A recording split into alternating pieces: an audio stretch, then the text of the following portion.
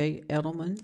Ms. Edelman is going to speak to us tonight about oversight on outside organizations. Welcome, Ms. Edelman.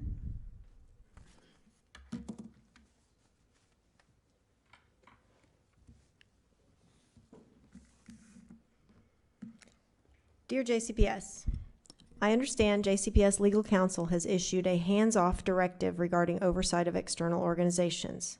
And hands-off is fine as long as principals and administrators are told the same thing, but they're not, and that's problematic. I understand that we are under intense scrutiny from the state. Criticism from the audit revealed that our board may have been overstepping in this regard.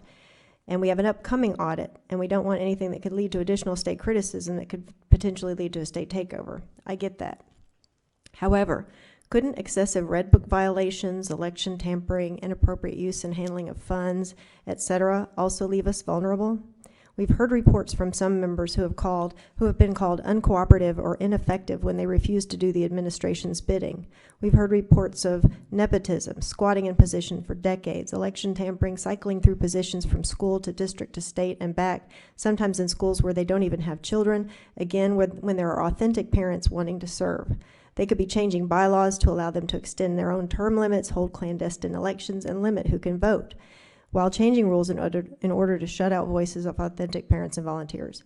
These external organizations have access to our students and their families. They have access to district resources dedicated to them in terms of staff, office space, materials, and production.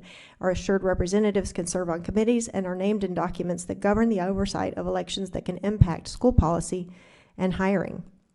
They are not subject to open records. They could be holding vendor fairs in your schools, charging fees to vendors and not delivering what is promised. Some could be manipulating external organizations to achieve financial means that are disallowed by school and district activity funds. And they are having inaccessible elections that are not democratic.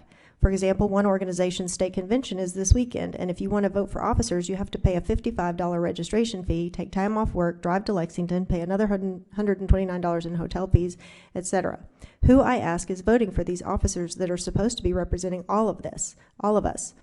Do they represent all of us or only some? What about our most vulnerable? Some of these organizations are not racially reflective of district makeup. Some of these organizations are pro-charter or at least not anti-privatization. We would be naive to not consider the possibility of infiltrators. We are allowing these organizations to use our kids to make money and push an anti-public school agenda.